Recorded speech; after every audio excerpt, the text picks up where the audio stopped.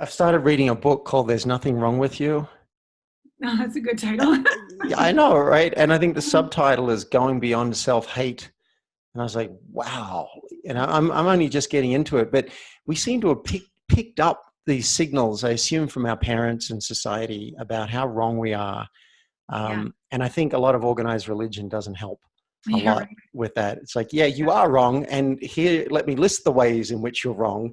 Give And me your here's how money. you So, can, pardon? and then give me your money. So, Yeah. And then here's how you can repent.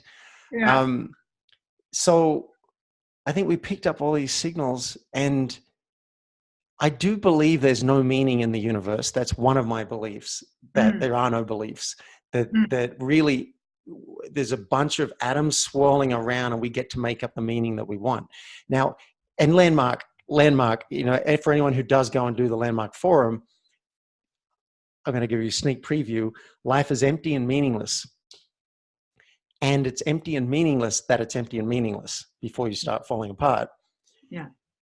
And if it is true that we make up our own meaning, which I do believe, and Byron Katie supports, I think her work supports this fully, we might as well make up good meaning. Yeah. Why would we make up, oh, I'm worthless, Right. or I screwed up with that license plate and I should have been on top of that, plus the 1,000 other things that I am doing. Right. I understand why we do it, but when we can start to notice it, let's use something like the Byron Katie work or listening to Allana Pratt Mm, um, to find our own innocence, yeah. because Mm, we may as well. I love that. What do you make if we're meaning making machines anyways? Um, a wonderful way that I unhook myself and my clients, I call it equilibration. It's a very much like a Byron Katie way of looking at things. What is the benefit of something that we think is awful? Like, what is the benefit of pain, for example? We know there's no benefit to pain. Well, let's have a look how it can grow grit and resilience and perseverance, and then, well, pleasure is great. I want more pleasure. I'm like, well, too much pleasure, you forget to pick up the kids and pay the taxes or take out the garbage, like, well, too much pleasure. So we start to see that neither is good or bad, right or wrong.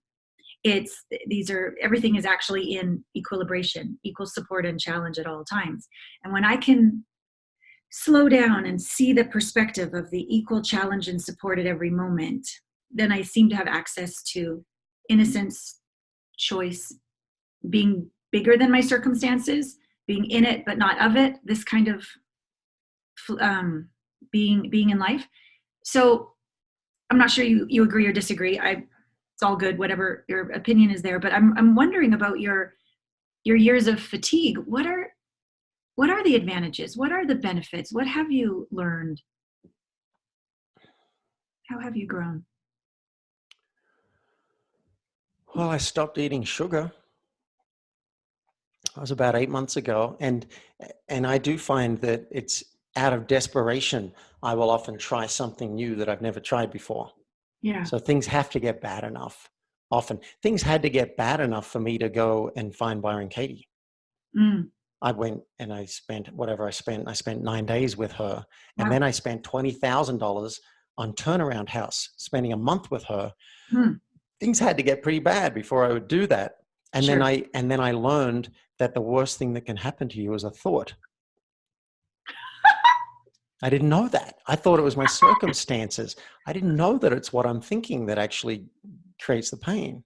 That's so true. Yeah. Mm, So that's one thing that came out of it.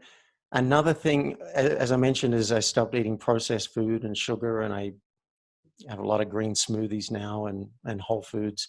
nice. Um, that's another thing that's come out. I've started exercising because I felt so bad. It's like I'm taking vitamins. I do yoga, just mini yoga sessions 2 or 3 times a day. Mm, And I think I'm slowly learning some humility mm, and surrender, because I cannot control all the things I thought I could. I cannot control my sleep. I can to a point, but ultimately the mind can override any pill. mm, Again, mm. another Byron Katie quote. So I'm learning slowly, like, I think I'm supposed to produce all this work in this amount of time, and it's supposed to look this way, and my bank account's supposed to look like this and whatever. Yeah. But apparently it's not, because it doesn't look like that. So I'm learning to take it easy with my clients. I Mm. just redid my calendar so that generally I try not to take any bookings after 1:30. Mm-hmm. So I've got the afternoon to Mm. relax. I've started doing some of my sessions by phone, because I've been a big video guy for years, Yeah. but there's something about sitting up and looking at a computer screen versus being able to have my eyes closed and fully listen, Yeah. or Yeah. even be mobile, maybe walk outside while I'm coaching. So I even did one podcast interview lying on my back with this microphone um, over the bed here. It wasn't a video call, right? It was audio, but I did it, and I think I did a good job, and I managed to rest at the same time. So I'm getting very creative. Ooh, I like this. And I just moved this year to Boulder, Colorado. Oh, Got lovely. myself a puppy. That Nice. was one of the self-care things I did, is I firstly chose a home base, because I've been traveling for 2 years looking for Yeah. a home base. Yeah. Chose a home base, Yeah. got a car, got Yeah. a puppy, and I've started jogging. Again, I've never been a big jogger, but I drive 3 minutes because I'm lazy. I drive 3 minutes to the trailhead and Uh-huh. then grab my dog, and off we go running through the mountains. I feel like this Mhm. mountain man. There's snow on the side. And Oh my God. yeah, it's Wow. great. So you really created a sanctuary lifestyle.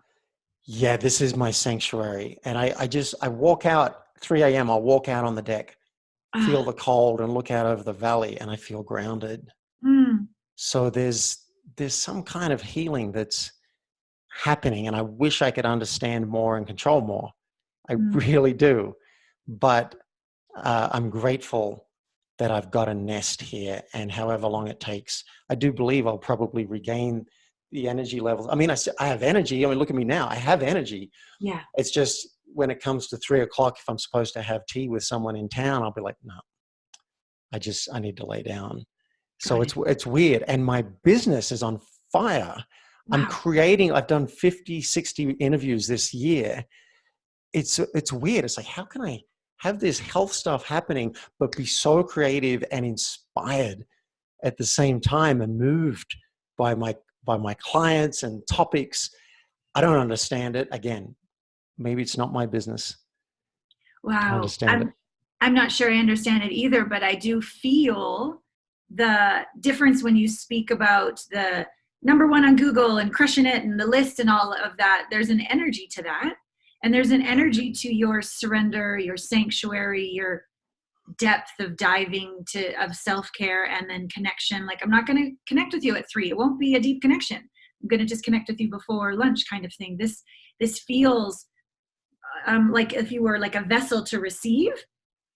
It's a very deep, beautiful well to pour into, that you're slowing down, surrendering, and allowing to have it come in. It's a great teaching for me right now, as my son lives with his dad. I've allowed that, and so I did my work to not feel like, make him feel guilty about that or blame myself for that, and look bad and be okay with looking bad.